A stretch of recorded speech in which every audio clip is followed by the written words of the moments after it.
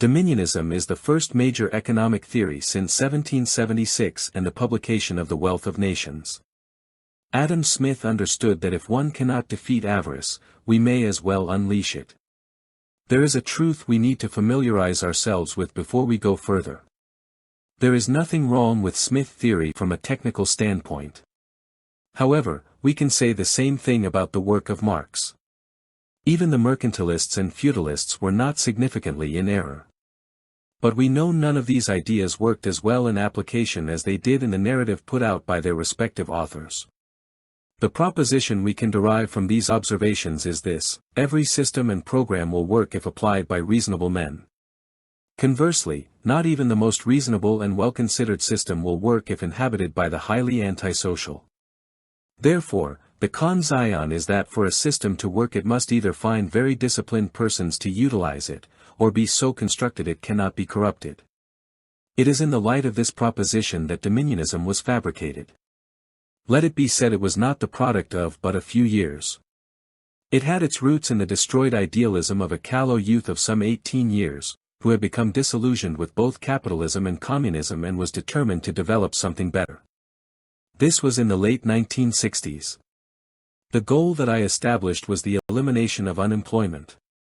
If this was not possible, I would assume it was a system doomed to be deconstructed soon after it was implemented.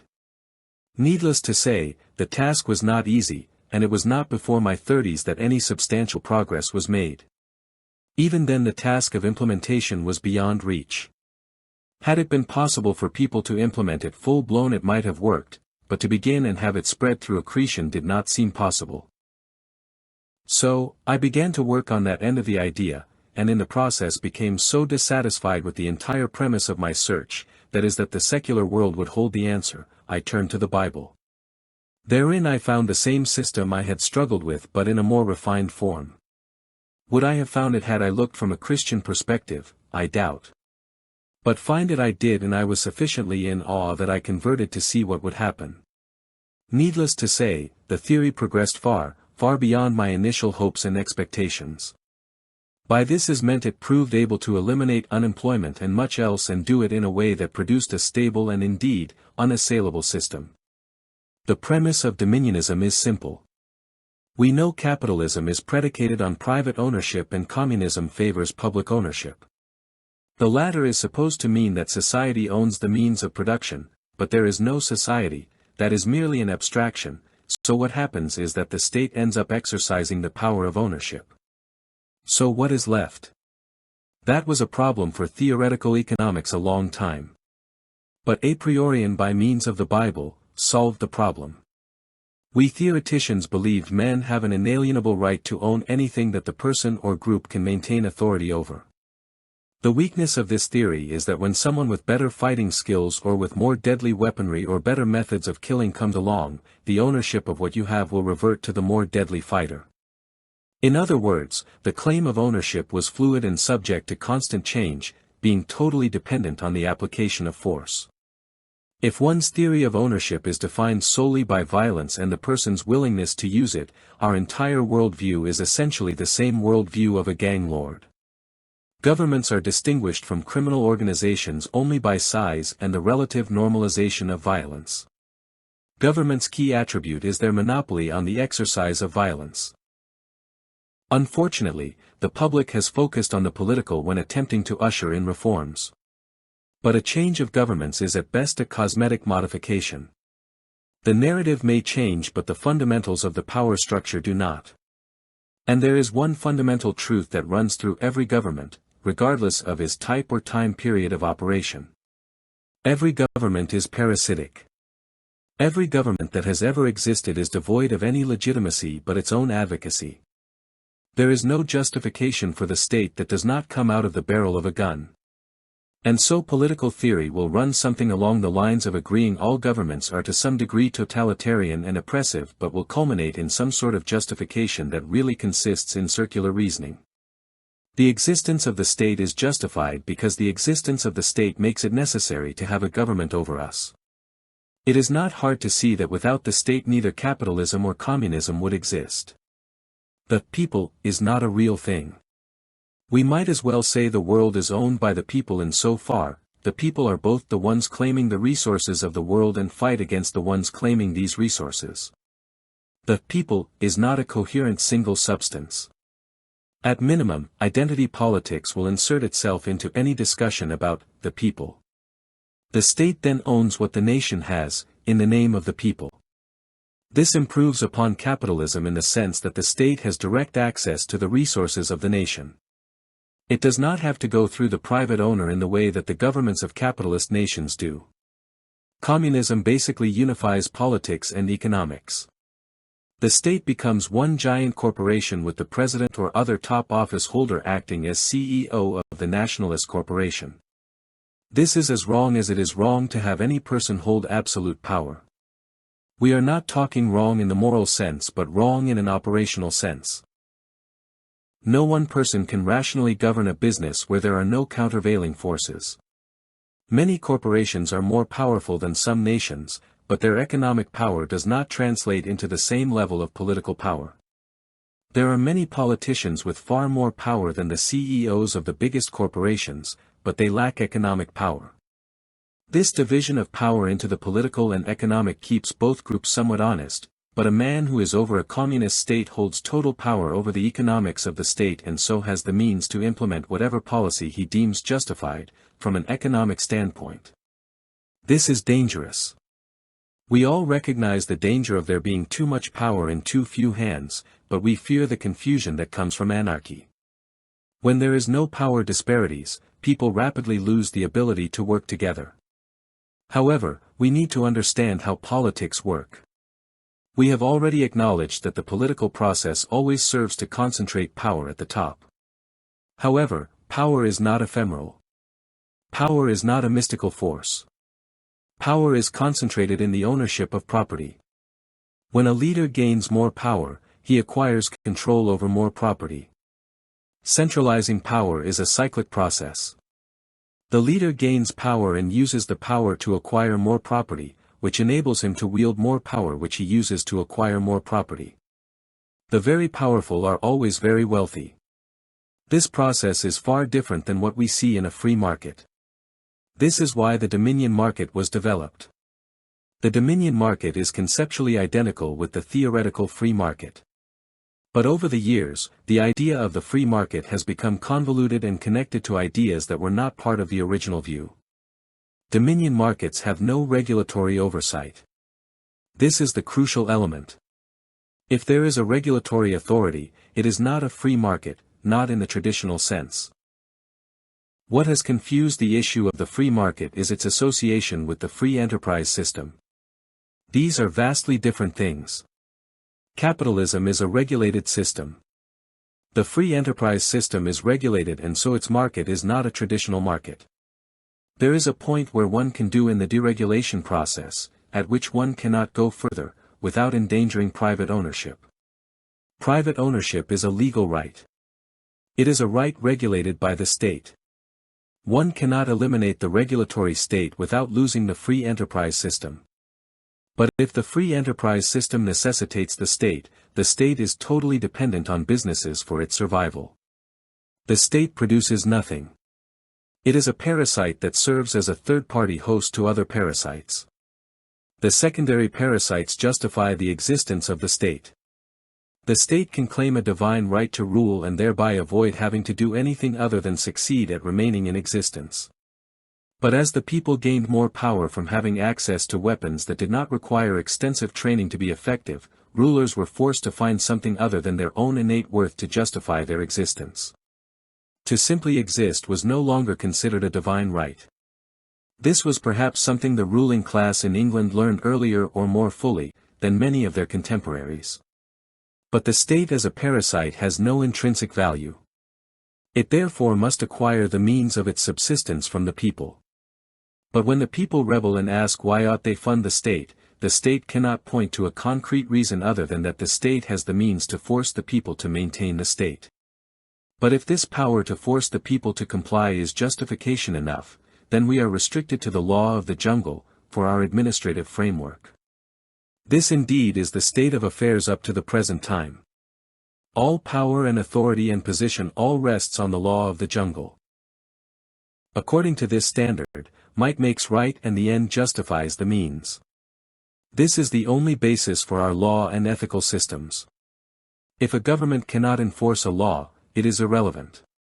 We can claim to have a right to life, but unless we can defend our life or the state will defend it for us, the right is moot.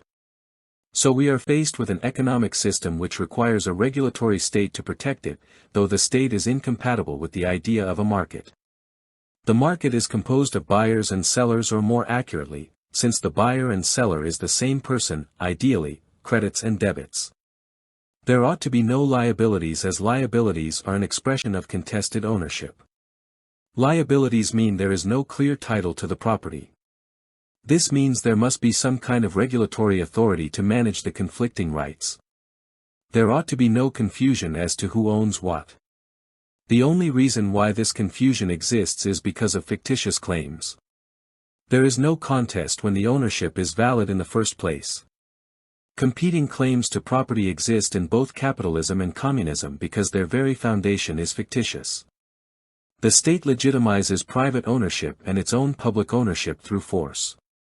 But the law of the jungle is not a sound basis on which to construct a theory of ownership. Without this, a sound basis on which to construct the theory, we will continue to need a regulatory state. This might not seem an issue as we are so familiar with having a state over us. The question is, why do we have the need, when it is the economy that produces the wealth, and it does this by allocating resources to where they are most in demand? Think of this: a group that works and produces things of value and does not claim what they did not produce but engages in free market exchanges, has no need for the state. The state is needed only when there are competing claims against the same property. If no one takes what they did not create, how can there be a need for the state? But then why is there a state? Who creates the need for the state? Of who sees a need for the state? The state sees a need for itself, as the state is a self-justifying institution. People want power because power is the ability to acquire property through force. However, no person has the ability to make himself king, and so he needs accomplices. These supporters will only support the initiative of a would-be ruler, if they also are able to acquire property without work. This is the tactic used by would-be rulers for many eons before taxation and elections were developed, to fund rulers and their retinue. We see only those who seek a free ride want and need governments. Those who work and produce the wealth do not need their work and wealth protecting if everyone else also works for what they get. It is when there are parasites that we need the state, but the state is the mother of all parasites. We cannot, as we said earlier, create a true free market on the basis of a framework of contested ownership. And so, we need a new theory of ownership, if we are to erect a new economy. However, let's be clear, if we are to have a workable economics, we cannot have parasites, and if we do not have parasites, there is no room for the state. What we need are people who produce goods and services and consume only what they claim through a fair and equitable exchange. In other words, we need to move away from a reliance on the law of the jungle and implement the law of dominion or the rights of dominion. The law of dominion states that no one has a right to anything he did not create. All we need to do is to implement this law or right, and we will have a new economy and a free market. We call this free market the dominion market to avoid confusion as to what is meant. A dominion market has only consumers and producers, and the producers own only what they produced, and the consumer only consumes what he or she purchased through the mechanisms of the market. To make this distinction, the producer must have uncontested ownership of what he or she created. Otherwise, the system reverts back to the law of the jungle. The law of the jungle which motivates the world is contrasted with the rights of dominion which governs the dominion system. The creator has inalienable rights to what he creates, and no one has a legitimate claim to anything he or she did not create. The only person who creates value is the creator of value through work. Money as a thing of value can only be created as a work. When we add value to assets, we create equity. Equity quantified and digitalized becomes a currency. When a person works and adds value, he or she produces equity, and equity is issued in the form of preferred shares. Dominion economics utilizes preferred shares as a currency. When preferred shares is utilized as a currency, the term is contracted to prefers and designated as a currency by prefacing the amount with the symbol. When we work in faith. This is not a mental or subjective state. To work in faith requires we work as a small group. Small groups should number between 3 and 15 persons. When larger than this, the group ought to divide. It is only in a small group that we can work in faith, for it is only in a small group that we can get to know each other. More importantly, the rights of dominion require accountability, and this necessitates small groups. We cannot have authority over our own property if we do not exercise responsibility for what belongs to God. There is a linkage there. To make this clear, imagine an island with a small population living there.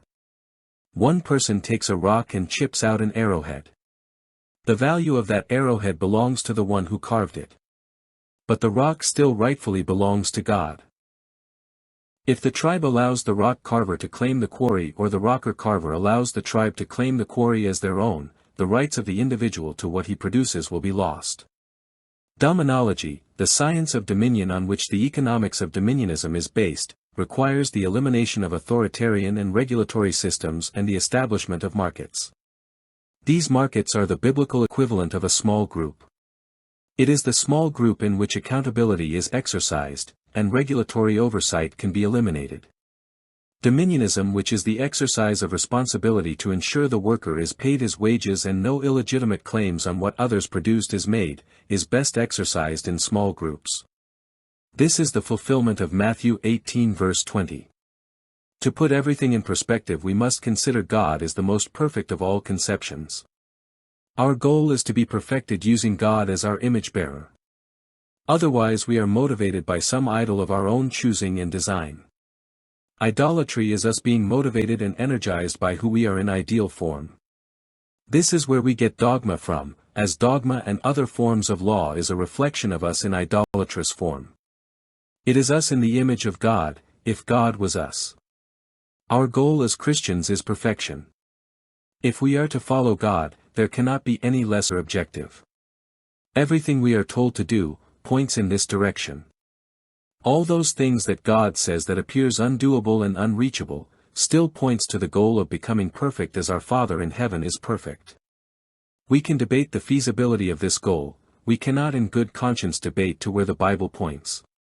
If the Bible points to God, it points to perfection, and if this is where it points, it is the direction we ought to head as best as we are able. God spoke the world into existence, it is made up of concepts and categories. The words we use would have no meaning without the ability to communicate, i.e. share information, and to do this we need language, i.e. symbols and grammar and a mode of transmission. This takes sentient intelligence. There is nothing else. The perfection of ourselves is the perfection of our conceptualization. We are made, spoken of in the image used to speak of God. We are beholden to think of ourselves in the way we think of God. Not to be Him or to replace Him, but to model ourselves after Him. This is where economics comes in. God created and we are to likewise create. God created value and we need to create value. We cannot create value in the way God did, because what He spoke into existence became existing. We can only modify what He created by adding value to it. Our goal as Christians is to create perfection and through this to become perfected. However, we need to do this as a group, or as what the Bible calls a church. It is as the group we become perfected. That is, we need to perfect each other. We are perfected in our works as a church. Or, in other words, it is the church that is perfected, and we are perfected only in terms of the church, which is a reflection of the works in faith we perform. This in the common language is called the economy. We work together as economic actors. Our works of faith create and build the economy, and this is the church. In simple language, we build up the small group of which we are part. Economic perfection is a measurable thing. We do not create unpaid costs or debt. We are not parasites.